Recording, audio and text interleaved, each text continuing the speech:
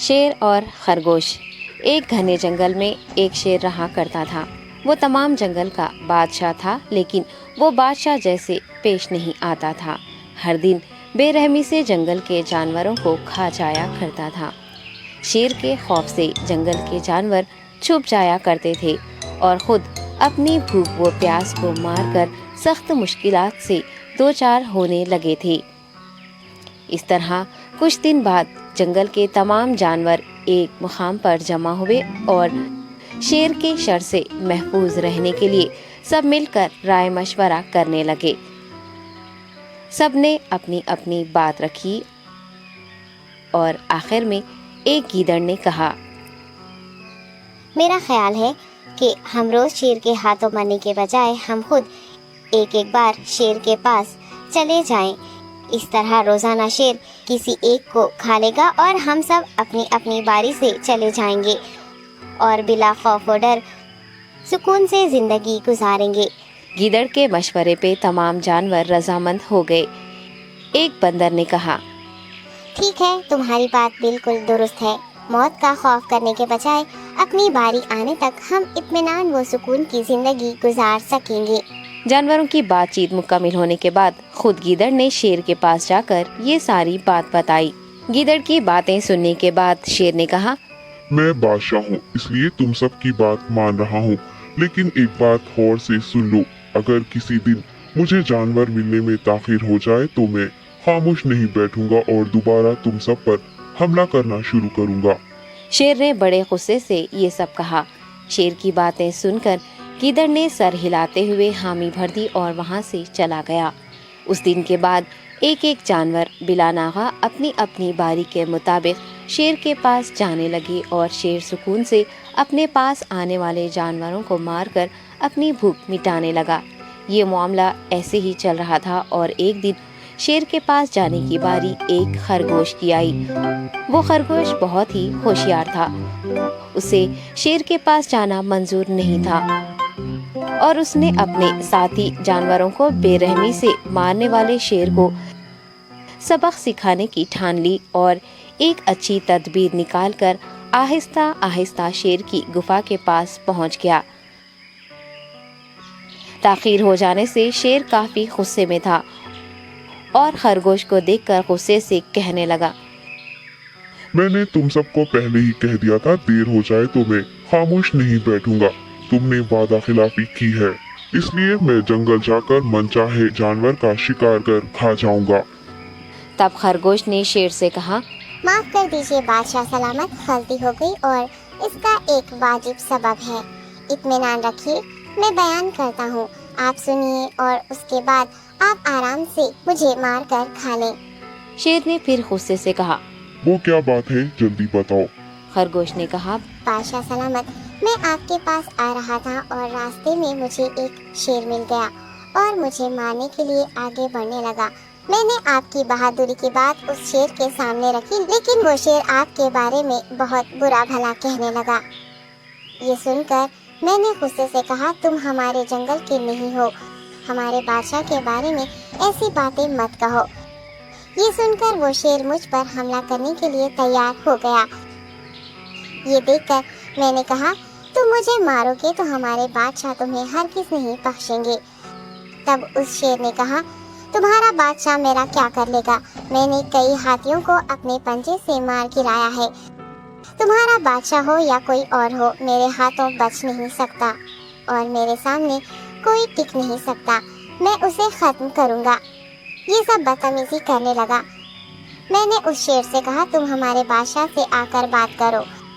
तब उसने फख्र से कहा, मैं क्यों आऊँ? तुम्हारे बादशाह में दम है तो उसे ही यहाँ लेकर आओ। ये कहकर मुझे दबाने लगा। बादशाह सलामत, इसीलिए आने में ताखीर हो गई। ये सुनते ही शेर गुस्से से कहने लगा, चलो अभी चलते हैं, उसे खत्म कर दूंगा। ये सुनने के बाद खरगोश ने शेर को जंगल के दरमियान मौजूद एक कुएं के पास ले गया। खरगोश ने कहा, बादशाह, इसके अंदर देखिए, वो वहाँ आपका बेसब्री से इंतजार कर रहा है। आप उसे अच्छा सबक सिखाइए। शेर गुस्से से फौरन कुएं में झांकने लगा और जोर से दहाड़ने लगा।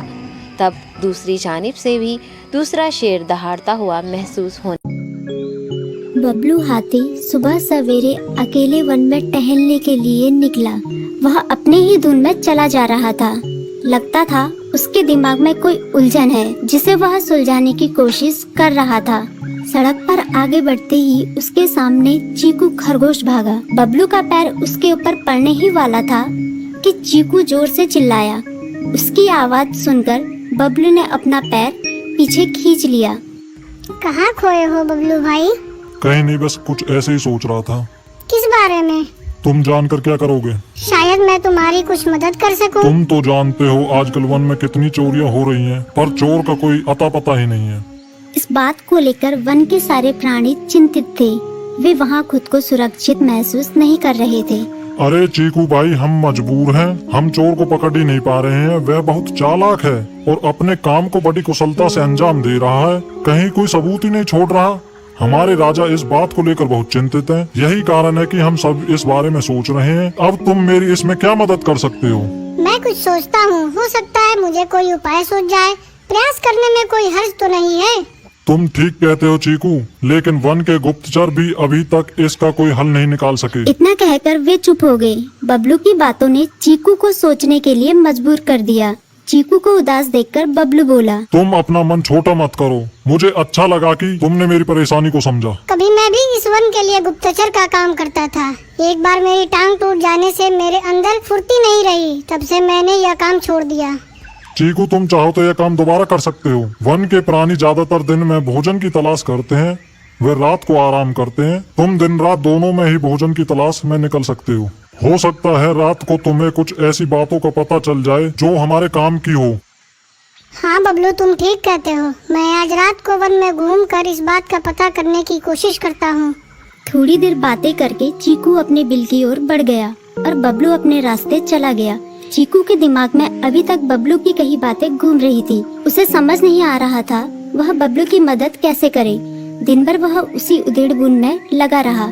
शाम होते ही चीकू कुछ सोचने लगा और वह चुपचाप बिल से बाहर निकल आया। चीकू की पत्नी ने देखा तो बोली, इस समय कहाँ जा रहे हो? बाहर खतरा है। खतरा तो सुबह भी रहता है, लेकिन खतरों से डरकर हम भूखे तो नहीं मर सकते। मैं बाहर घूम कर आता हूँ। इतना कहकर चीकू रात को बिल से बाहर निकल आया। कुछ दूर जाकर उसकी नजर बंकू उल्लू पर पड़ी, जो कुछ ही दूरी पर था।